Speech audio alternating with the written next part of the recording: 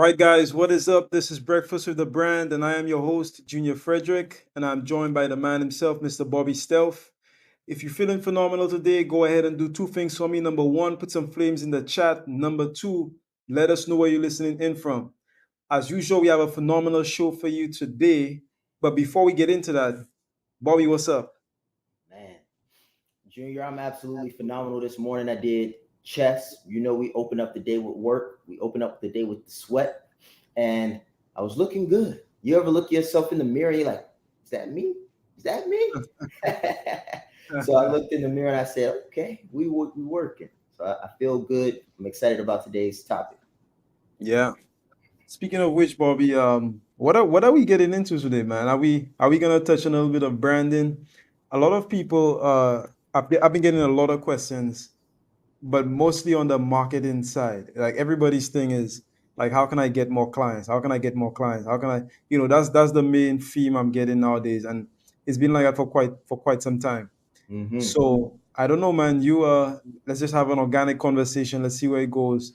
But guys, if you're viewing this live right now, go ahead and put those topics in the chat. Put those questions in. This is 100% live, and we will be getting to all of those phenomenal questions, and of course, giving you phenomenal answers. Yeah. Yes, sir. Kind of just to get the conversation going, one of the things that I've noticed is people know their product, but they don't know their people. They know their offer, but they don't know their audience. Meaning, if you're going to market effectively, you've got to know who you're marketing to. Marketing is all about communication and messaging. It's about getting the point across clearly.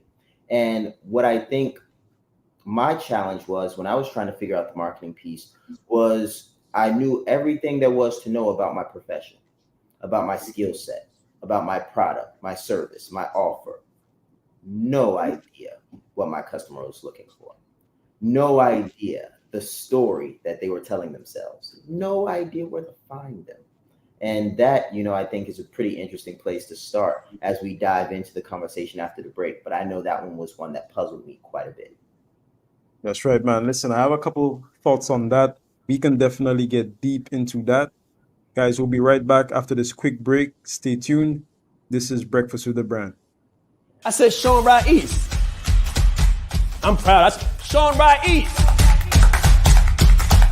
Leadership is not the brand they made for us. Listen, he brought fire, heat. He didn't hold back. 20 years down the line, what I could sell, why not serve first? Service over salary. Branding like a leader closes the gap for people who want branding. Speaking like a leader closes the gap for people who are nervous about speaking. If Steve Jobs would have speculated, we wouldn't have Apple. He changed lives. He helped people open up their business and start their business. We are the brand. Some people say, Sean, should I quit my job? Mentally, yes. As a speaker too, to be able to learn from him and watch him and game respects game. And I want to have that much game someday. The right client, pay $500,000 for what you do. You have to be bold in your beliefs. He has been an amazing asset to this event and a pleasure to work with. Very captivating, collaborative, worked very well with the audience. I want to help you. Put a zero behind your number, right? The session was great. How he is online, virtually, he is even more phenomenal in person. Be the face of change that you want to see. Stop asking questions and start giving demands. The entire team has just been absolutely incredible. They are a joy to work with. They go above and beyond. Give yourself a round of applause. Yes. Right, guys. So we're back. Bobby, so you sort of gave a very interesting take there. And for those of you just sort of coming in after this break, so what Bobby was breaking down is the fact that most people know their products and they don't really know their people, right? So they know their products and they don't know their people. And Bobby, what I'll say to that is that Dan Kennedy has this phenomenal saying where he says that, the big point or the big epiphany for entrepreneurs often come when they realize this. And this is when they realize that they're not in the business of the thing. They're in the business of the marketing of the thing. Let me just say that again. So whatever you're in, whether it's coaching, whether it's closing, whether it's speaking, whatever that is, you're not in the business of the thing. So people say, I'm in the speaking business, I'm in the coaching business, I'm in the accounting business, I'm in the blank, and you could just insert whatever you like. He says that the big epiphany comes when you realize that you're actually in the marketing of the thing. And I believe that's what you explained, Bobby, because when you focus on the thing, you focus on the product. When you focus on the marketing of the thing, you focus on the people. You focus on the message. You focus on the avatar. You focus on your media, the kind of content that you put out there. And I think the quicker that entrepreneurs start to realize this, is the quicker they make breakthroughs when it comes to actually selling that product. I agree. I agree a lot, Junior, because as a financial specialist, like when I was on the CFO side of things, one of the biggest expenses that we saw were customer acquisition costs, meaning how much money, time, and effort does it take to acquire a customer? And that is a metric that a lot of people don't know.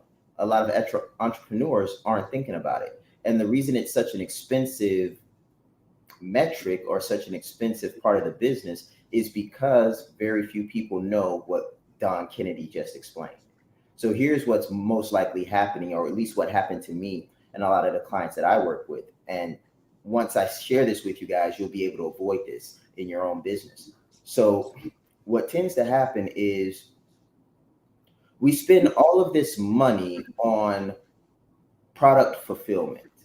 So we'll get a secretary, we'll get someone to answer the phones, we'll buy all these systems to deliver the product, we'll buy a nice website, we'll get all of these different things, but we won't really take into account the marketing expense. Like, what is it going to cost us to actually acquire a customer? So in fact, what we just did is we spent all of our money on delivering the service. But the problem is we've got all of these expenses to deliver the service, but nobody to serve. We don't have any customers, any clients. So when people come to individuals like Junior, they're like, hey, Junior, I need help. And Junior may say something like, hey, you need some copy, or you need a landing page, or you need to improve your website. And their response is then, well, I don't have any more money. And Junior may say, well, what happened to all of it? And then they may say something like, well, I got this person on payroll, I got this person on staff, I bought this thing last month, and I got this thing, this system and that system. And he's like, well, how many customers are you serving with all of these expenses that you're paying for? And they'll say 0. So what really tends to happen is they put the chicken before the egg, so to speak, in my experience. So how I've noticed to avoid that and to really get it right is to spend your first dollars. Some of your first dollars should go towards market research. And market research can be done as simple as getting someone like Junior, like a copywriter, to test copy, to do A/B testing, to put a landing page together and identify traffic. Most people don't spend their first dollars on research. They spend their first dollars on assumptions, and their assumptions are often wrong. Once we start talking about assumptions, I start thinking about philosophy. So let's talk a little bit about philosophy. Like, what is philosophy? Is basically a way of thinking. And why am I even talking about it? Is because I've noticed that the biggest entrepreneurs, the entrepreneurs that make the most money, that make the most impact, the people that actually understand business, they break it down from its core. So in other words, is if you want to sell something, you're not like you're thinking to yourself, okay, who is this person? You're not starting with the thing. And another thing too, Bobby, I noticed that most entrepreneurs, they're not measuring what matters. They're not looking at any metrics per se. They're not looking at any metrics. So it's like, well, what is your cost of customer acquisition? They don't know. What is your open rate? Simple stuff like open rate, they don't know. Your conversion rate, they've never checked. Your your click through rate, they've never checked, stuff like that. Hmm. But what I know and what I've experienced from my own personal experience is that, the more you start to track what matters, the more you start to look at data, the more you start to look at numbers, the more you start to consider what's actually happening underneath the hood of your business, is the quicker that you can grow that business. And it's the same thing for marketing. If you're getting started right now, your first metric is how many people are you reaching with your marketing attempts. So how many people are your posts reaching? And most social media platforms, they allow for us to at least get these basic metrics today. So once you know that you're reaching a nice number of people, how many of those people are clicking to convert to a free offer, like a landing page, like a newsletter, like a free book, any kind of lead magnet? How many people are actually clicking and going over there? And then from there, how many are converting to clients? So data, it's all about the data, man. Yeah. And when you say the data, another thing that comes to my mind is who taught you how to entrepreneur? Now, I'm sure that's not a sentence that most people hear or a sentence that you would say, but I was watching a comedian once and he was making this whole comic segment about who raised you, like how, like where did you get the idea that this was acceptable?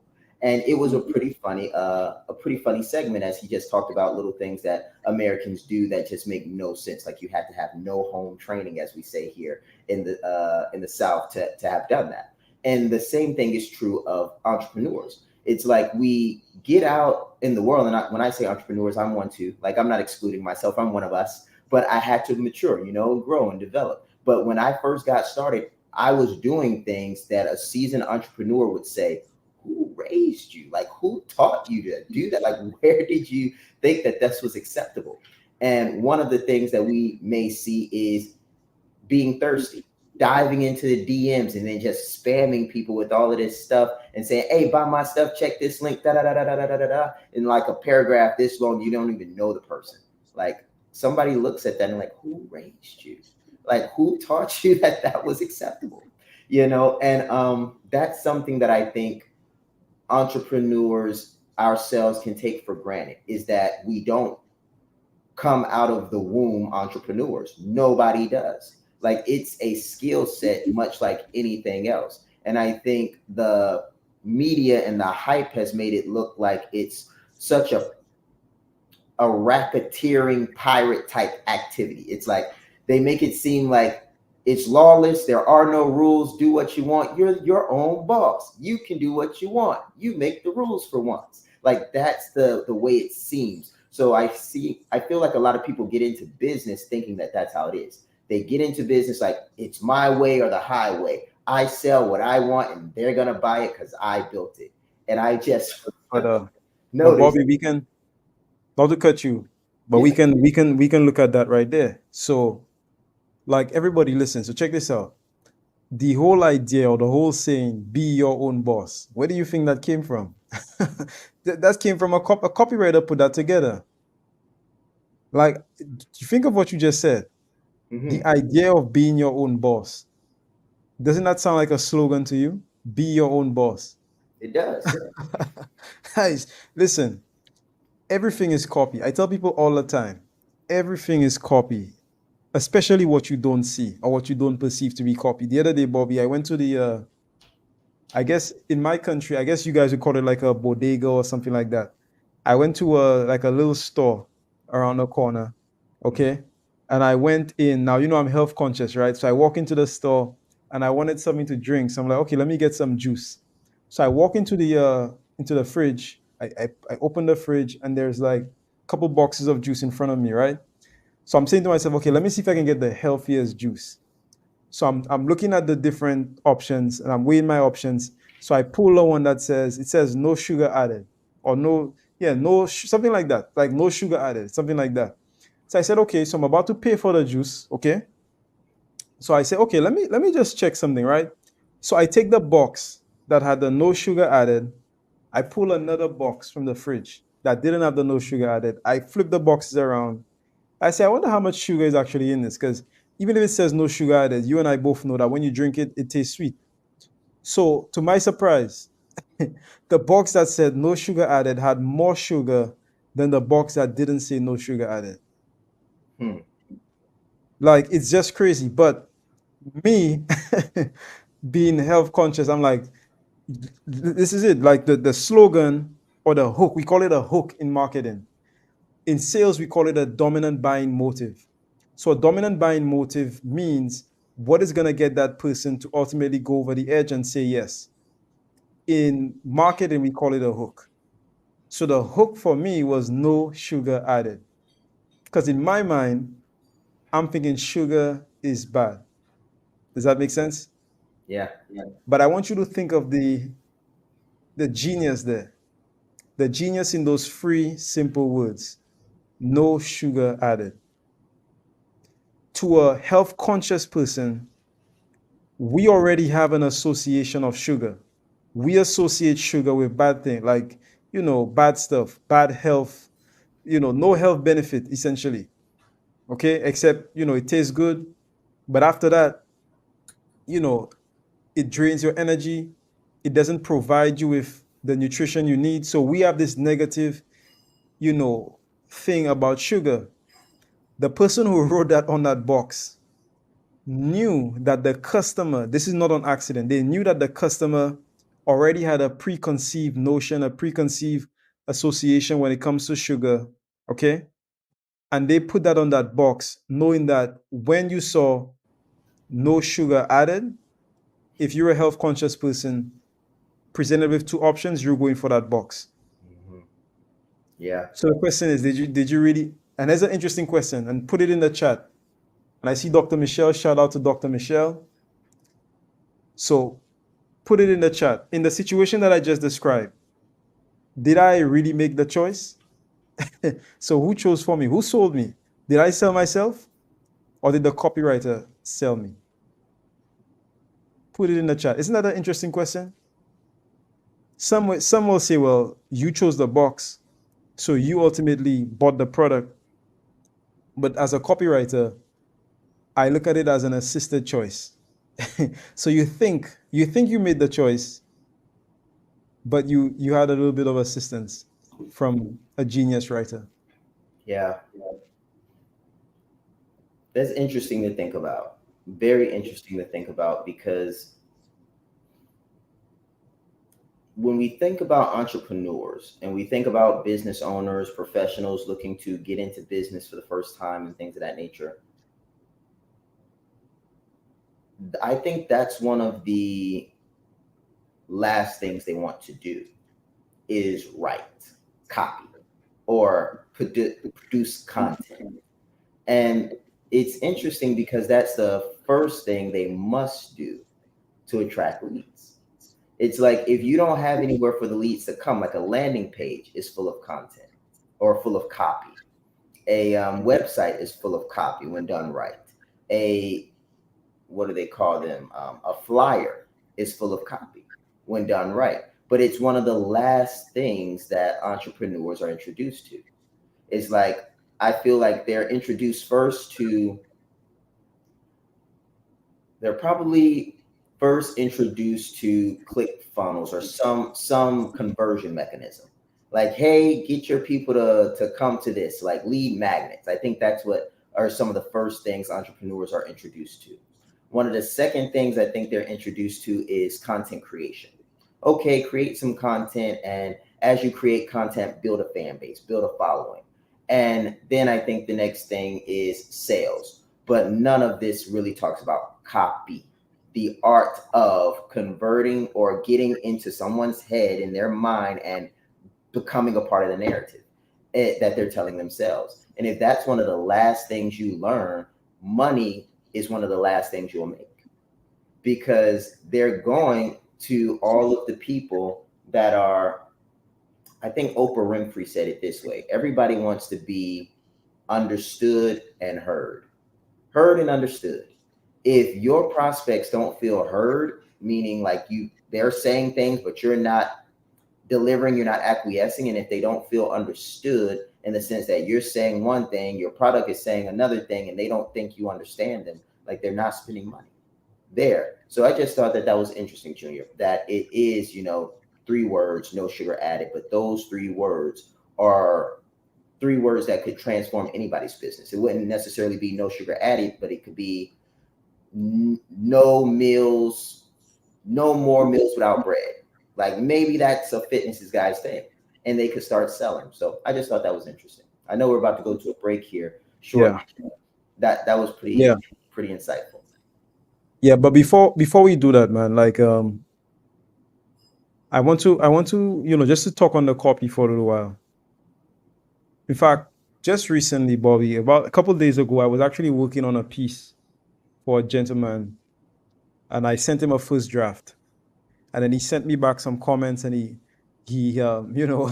I love this. Like when I do copy for people, they'll often give me like their input. Like they'll say, okay, I want you to write this here, and I want you to do this here. And he sent me some comments, and he said that he wants to say this, and he put in some big words. And then I tell him, brother, I definitely appreciate your feedback. However, you have to remember that it's not about you. It's not about the way it's not about the way it sounds. Like you don't want to sound smart. It's about the way that the person on the other side is going to receive it. Now, that being said, Bobby, copywriting is not about writing, believe it or not. Mm-hmm. It's not about writing. Hear what I'm about to say. I could write copy, and I could literally intentionally write in a mistake, like a grammatical mistake in my copy, if it conveys a point. So copywriting is not about writing.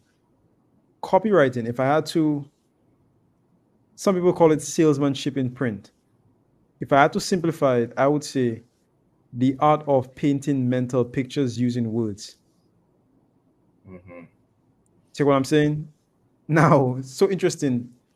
When you really think about it, when you really break it down, the letters in the words, I don't even call them letters, I call them characters.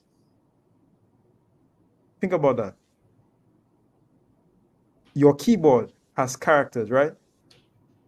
A character could be not just like the regular ABC 1, 2, 3. The character could be the different symbols in your keyboard is a character. You know that, right? Like everything you type in, everything you can type is a character. So it's not about writing. It's not about writing. So, for example, you could put together a word. Like Bobby, have you seen? You've seen that? Remember they used to have that game show, man, where they did the Wheel of Fortune, right? Yes. Where they would spin the wheel, and then they would have the big board with the different letters on it, and you had to fill in the blanks. Remember that? Mm-hmm. So, how is it that people are able to fill in the blanks? And remember, some people used to fill in the blanks with wrong stuff. Some people with really wrong stuff, right? Yeah. But how is it that they're able to fill in the blanks and not see the words? I want you to think about this. It's because when they see the letters or the characters arranged in a certain way, it paints a mental image for what they're looking for. Now, in the example I just gave with the no sugar added, that person had to have known a couple things. Number one, people that buy that particular product are conscious of their health, and thus they're conscious of the sugar intake. So that means that that person knows that the ideal clients or one of the ideal clients' daily frustrations or pain points is sugar intake. They also had to have known that most drinks in their category, meaning soda, meaning ginger ale, meaning other boxes of juice, stuff like that, they have been known, like their competitors have been known to have high sugar, high sugar value in there. Interestingly enough, they would also have to have known that people that are health conscious are turning, like me, we're turning the back of those boxes and we want to see what we're drinking. Mm-hmm. Now, remember what I said. I said their juice had more sugar than the other one, right? Right.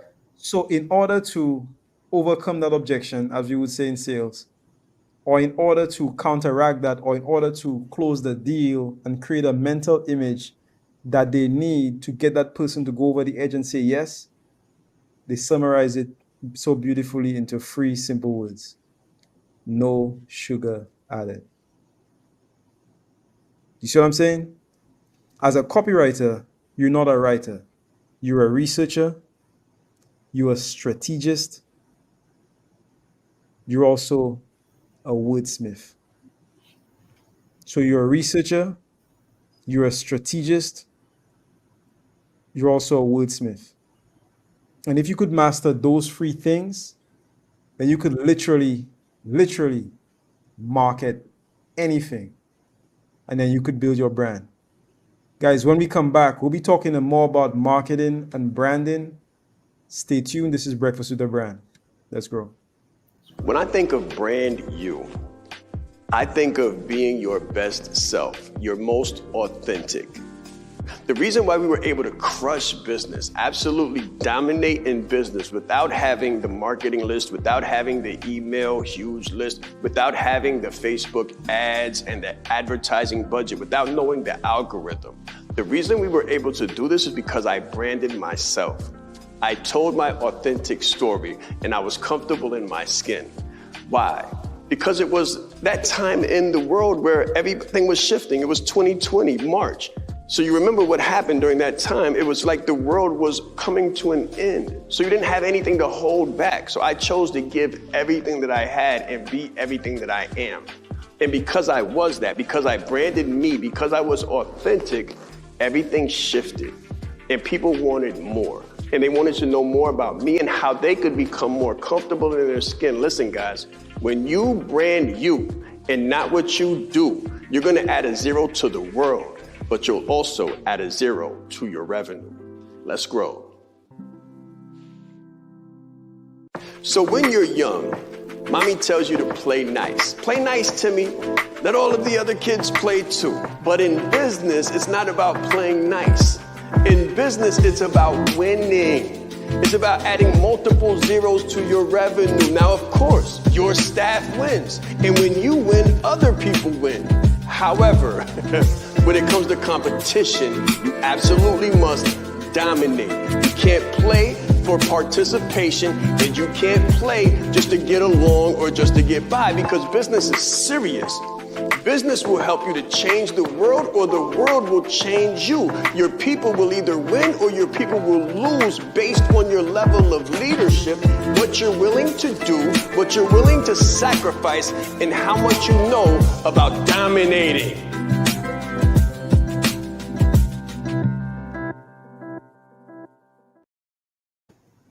All right, guys, so we are back and we're discussing marketing.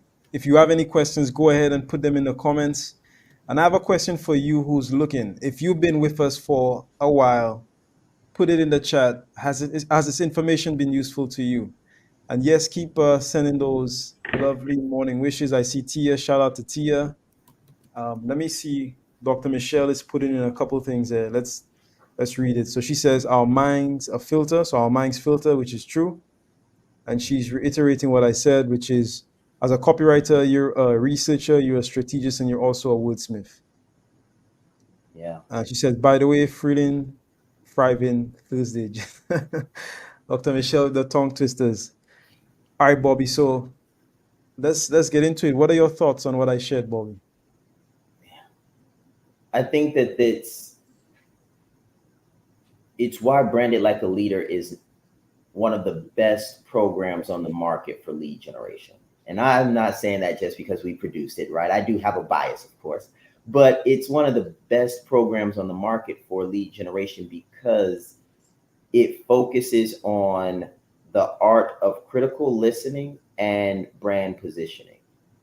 And what that really is how do you tune your ear to the market? So those that know a little bit about my past, I've had a past in music. So a guitar has 6 strings, right? Depending on the guitar. And you've got E, A, B, C, G, E, F, right? All the way up. Now, Each of these strings are tuned to a certain tension. And once you get it to that tension, it creates a melody, right? When you string all of them together, and then boom, if you play it properly, then you'll get certain notes.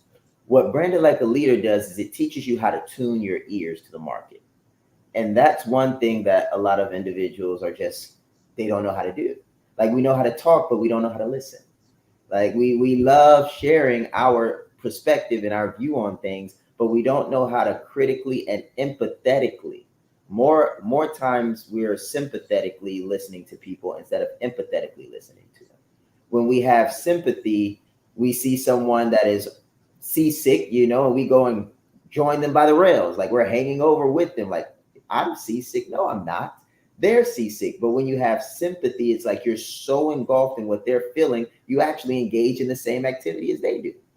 But empathy, on the other hand, says, hey, let me get you some saltine crackers and some ginger ale to stop the motion sickness. So what am I saying there? Is I'm saying that if your ears are not tuned properly and your eyes are not tuned properly, when people say things in the marketplace, you may sympathize instead of empathize. You may ignore instead of ask to know more. And that's like one of the things that Branded Like a Leader does. One of the second things that it does is brand positioning. So once you can hear what they're telling you, you want to be able to position your product, your brand in the marketplace in a way that they can identify with it. Positioning, as I've matured, has more to do with, can't do the right people resonate with it than do the right people see it. Like, now, a lot of people will see it. A lot of people will see your brand. Like, if you go onto your metrics and you look at your reach, it'll say something like 1,000 people, 3,000 people, maybe 20,000 people, depending on how big your reach is, how big your following is. But how many of those people actually resonate with it? So there's this part of positioning that I've learned that has to do with resonating with the audience and not just being put in front of the audience. Ads is getting in front of the eyes, but branding and positioning is about attracting. So I really like what you broke down there, Junior, when you said researcher, strategist, and wordsmith, because the researcher is making sure that they understand the market. They understand the ideal client. The strategist is ensuring that the positioning is accurate and effective. And the wordsmith, I would say, is connecting the research to the positioning. And then once the words are effectively put in front of the ideal client and the brand is in alignment and the research is in fact accurate, what you get is a endless flow of leads. And they're ideal to a degree. And then when you qualify them, it's a matter of liquidity and not a matter of do they have the problem that you solve. And that's another thing that I think would be good to get into, Junior, is how marketing should qualify. Because a lot of times people are having conversations that lead nowhere. They're having a lot of dead end conversations, and their confidence, starts to take a hit after a while. So check this out. That's a great question, by the way. So when we talk about positioning, what do we actually mean? Like, guys, I want you to picture, what do we actually mean by positioning? What does that actually mean? It's a fancy word, right? But what does it actually mean? To position a product means to literally take a position in the market. Now, what does it mean to take a position? It means to take a stance. To take a stance, or to place your product or to position it, right, in a certain light, to paint a perception around it, okay, or to take a certain position in terms of what you believe, who you are, stuff like that. Now, in what we call magnetic marketing, you want to push and you also want to pull. And that's something that Shaan also teaches. You want to push and you want to pull. So you push away the non-ideal clients and then you pull the ideal clients. Well, how do you do that? So this is how you do that. It comes down to messaging. So in marketing, it is just as equally powerful, if not more powerful, to tell people what you are not rather than telling them what you are. Everybody tells you what they are. So they'll say, we're the number one company in the United States for X, Y, and Z. We're the number one accounting firm doing da da da da da. We're the number one da da da da da. You know, they'll go on and on and on, and they'll tell you all about the phenomenal things that they're doing and the phenomenal things that they've done, and you know how great they are. But what's even more powerful, and again, Bobby, we have the case studies to prove this. We've seen it with brands like Gillette that came into a huge razor market that was not Gillette, sorry. There's this the Dollar Shave. I think it's called the Dollar Beard Club, something like that, where they basically ship razors to your house for like $1. They came into the shaver market, which is dominated by Gillette, and they were able to overtake the market share simply by telling people what they are not. So they didn't tell you what they were, they tell you what they are not. And I'll give you a quick example. So if I'm a coach and if I'm launching a coaching program, I could get people interested in the program by telling them what the program is not. So I'll say, for example, this is not another program where you're given a set of modules and you're left to figure it out on your own. This is not another coaching program where coaches will talk with you for 30 minutes and then disappear for like 5 days. This is not another program where you're left to figure all of the stuff out on your own, where there's no accountability, no community, and no assistance after hours. This is not a coaching program where all of the instructors disappear after 5 o'clock. This is not a coaching program that only gives you theory and doesn't help you to implement the information that you're learning.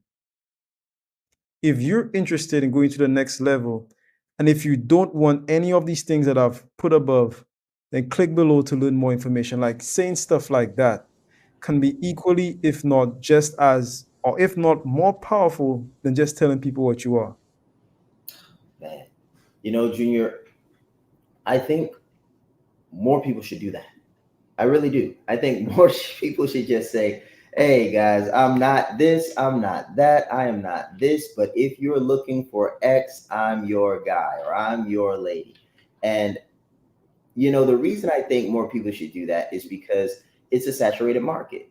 Like you were just pointing out, like everybody's doing something, everybody's selling something. And I think that's just the result of the direction that the world is going. We're moving into what's known as a globalized economy where we're able to sell to everybody. We're able to sell globally. The internet has made the world so very small. So I think that telling people what you're not is one of the best ways to craft out a niche. And we don't use that word as much. I remember last year or maybe the year before that, niche was a buzzword. Niche down, riches and niches, riches and niches. Well, it's still true, right? Even though people aren't saying it as much, it's still true. And the science behind a niche is very simple without going too deep. But in economics or mathematics, what we call it is the long tail. We call it a small head and a long tail. And we're not going to go too deep in what that looks like or anything like that. But if you wanted to do some research on it, you would just type in long tail of a parabola. Now, that's as deep as we're going. I digress. Now, let's go back to the top of the funnel marketing stuff. But if you wanted to go deeper into why niches actually work, you will look into the long tail of a parabola. Now, what is a niche and why is this so important? So what the niche would do is it would isolate enough of your ideal prospects in order for you to achieve an early adopter group, a group of early adopters. So early adopters are people that are willing to test a product that has not yet been proven. All right. They're willing to test a product that has not yet been proven. This is very important in your marketing endeavors, because if you're looking for seasoned people that are used to spending, say, big money, but your product has not been tested, your product doesn't work really well, you don't know how well it works, you're just saying, hey, I know what I'm doing and I'm an entrepreneur, like you're you may get a disconnect. And I want to make this super, super simple, just so to clarify. My background is in entrepreneurship with a concentration in finance and economics. So what I'm giving you is evidence-based entrepreneurial insights. So in business school, they teach us that you need to have message to market fit. You also need to have solution to problem fit. Now, the solution to problem fit says that your solution in fact solves the problem. Message to market fit says that the messaging, it resonates with the market. What a lot of entrepreneurs are struggling to do is get proof of concept, meaning they don't really have evidence that their product does solve the problem. So now what are they left with?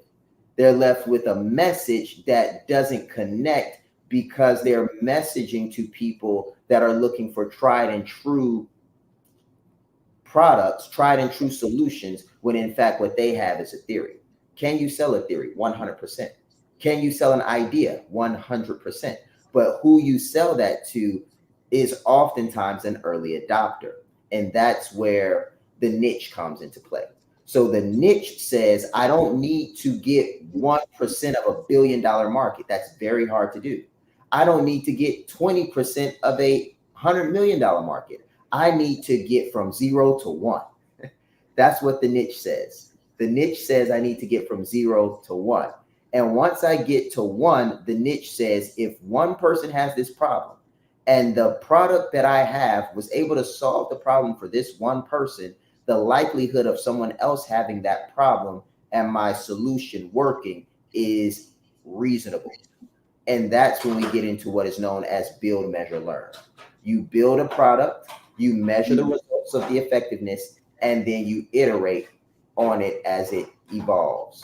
And that is a very important and powerful mechanism when you're trying to improve your marketing and get better sales. Yes, sir. Guys, we're going to go to one more break. And when we come back, more on branding and marketing. Stay tuned. Marketing like a leader. So marketing like a leader is teaching you the 5 P's of marketing. People, place. You got to know who you're selling to, and you got to know where you're selling to them. You got to know your product. If you don't understand your product, no one else will either. So you have to get clarity on that. Positioning. What is your positioning in the marketplace? What I like to say is that we help people go from the best kept secret to the only viable option. The only viable option. You need the number 1 positioning in your vertical. And then the 5th P is pricing. Oh, guys, what is your price? I always say to add a 0 to your pricing. People come to me with $5,000 products. And I say, okay, that sounds good, but let's see if we can't add a 0 to the back of it, make it $50,000, and then see what kind of value we need to put in there. So that's what we're going to teach you inside of Marketing Like a Leader, how to market yourself as a leader and take absolute ownership of the vertical. Click the link below and let's grow. I'll see you on the other side. Confidence is key. Most of the people I work with, they have the education, the experience, and the expertise. We call those the 3 E's. But they're looking for the 3 I's, the income, the impact, and the independence. And I always tell them that the bridge between the 3 E's and the 3 I's is marrying your confidence to your competence. Most of the people I work with, again, have all of the competence in the world. What I help them do is get the confidence.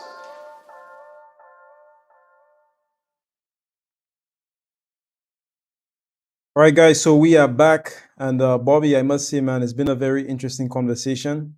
Very, very interesting topic. Guys, if you've learned a lot from this conversation today, go ahead and put it in the chat. I'm going to read just a few comments that I see here. I see Dr. Michelle, very active. Let's see what she says here. So she says, that's really good because it leans into pleasure pain principle. People run faster from pain than towards pleasure. That's true. That's a very good perspective on it. She also says, as a mental health therapist and life coach, I help my clients craft their goals by what they don't want in order to get what they do want. True. So Bobby, what's interesting is when you ask people what they want, most people don't know what they want. Put it in the chat if you can relate to what I'm saying. Like if I said, Tia, what do you want? Or Dr. Michelle, what do you want? Maybe you know, but most people they don't. Like they don't know what they want. Most people don't know what they want, but almost everybody knows what they don't want, right? So I know what I don't want, Bobby. What I want, there's so many options to choose from. I'm like, I want this, I want that, but do I really want this? Do I really want that? But if you ask me what I don't want, I could tell you right away what I don't want. So I think that's a really good perspective on it. But what are your thoughts, Bobby, as you go into the final segment? You're on mute. Thanks, Junior. I was thinking about helping people. Like when you really help somebody, marketing is like an ambulance, I think. Like when I think about marketing, I'm like, when you're closing the deal, let's say you're in the operating room, like you're operating on someone and you're trying to save their business. Marketing is like when you're driving on the highways and you like see someone or like something has happened and it's catastrophic. The marketing is, I think, supposed to be loud, it's supposed to be fast, and it's supposed to be furious. Like people are supposed to get out of the way.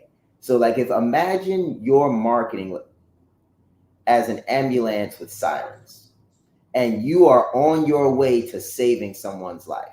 Like the person that has the problem is in dire need of your solution. Is your marketing loud enough to get people out of the way? Are your sirens red enough and flashing enough for other people on the road, other competitors or different people trying to vie for the same, prospect? Are you so loud, so furious, so big that people get out of the way so that you can help?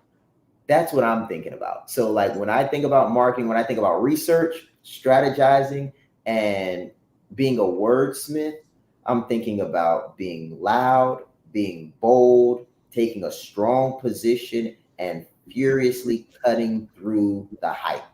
And if you do that, I feel like people are going to get out of your way. And the people that are in dire need are going to say, help me, please. And you'll just pull out your stretcher, throw them on an appointment, get them to the hospital where you can actually take a better look at what they're experiencing and what they got going on. So this was very insightful for me. It just let me know that marketing is so important, and don't be shy when you do it. Don't be bashful. Be loud. Be aggressive. I want to also add a caveat to that by asking a question. And you could put it in the chat. So anybody, you could just go ahead and put it in the chat. How many of you know where Rolls Royce markets their cars? Have you ever seen a Rolls Royce ad on Instagram, on Twitter, on X, on Facebook, on YouTube, on television, on radio, on a magazine? Anybody? Never, right? So they have to market, don't they? So where do they market? Where do they go, Bobby? Where do they market their stuff? If they're not marketing, how are they making sales? Let me tell you where they market.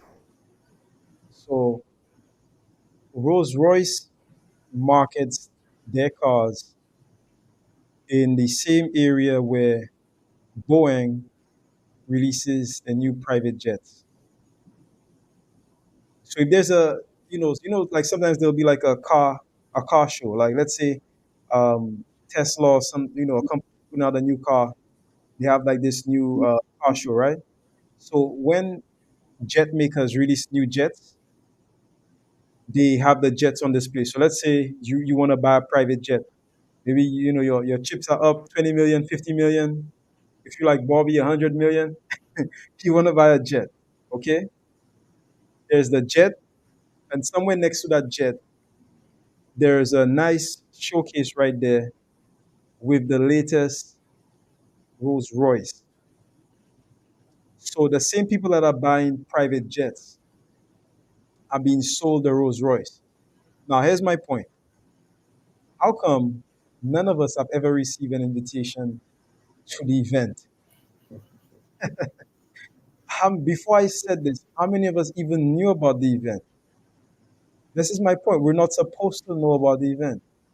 So, yes, you market and you're loud and you're bold and you're all of that.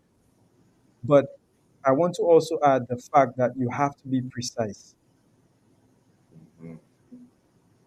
In other words, if you're not on a Boeing list for a jet, or you're not already on the Rolls Royce list, if you're not invited to the jet party where you could preview the jet and walk on the inside and touch the gold and touch the nice brown leather and sit in the front next to the pilot and all of that stuff, you're not on the list for the party when they release the new Rolls Royce, and you will never know that is going on. Same thing for Ferrari. Ferraris, they have like these networking groups where Ferrari owners will get together and they will just talk network and then they'll just buy cars. And if you're not a Ferrari owner, you would never know what's going on. You would never hear about it. If you're not a jet owner, if you don't own a Rolls Royce, you don't own a Ferrari, Lamborghini, stuff like that, you would never know what's going on because you're not supposed to know, because you're not the audience, because you're not the target market. So you don't understand the message. And this is my point. So when you market, you definitely have to be bold. So you have to be bold, you have to be, all of those phenomenal things, but you also have to be precise. Yeah. And Bobby spoke about a niche just a while ago. This is a niche. This is what we call niching down, making the message so tight and so powerful and so impactful that you're only touching the people that you want to touch. You're not touching people that cannot buy. You're touching the people that came to buy, are willing to buy, and are here to buy. Yeah, man, that's a great way to end today's show, Junior. Is be I agree. exclusive, be precise, be bold, and niche down. Like I have nothing left on that one. Super, super powerful show. Yeah, I agree.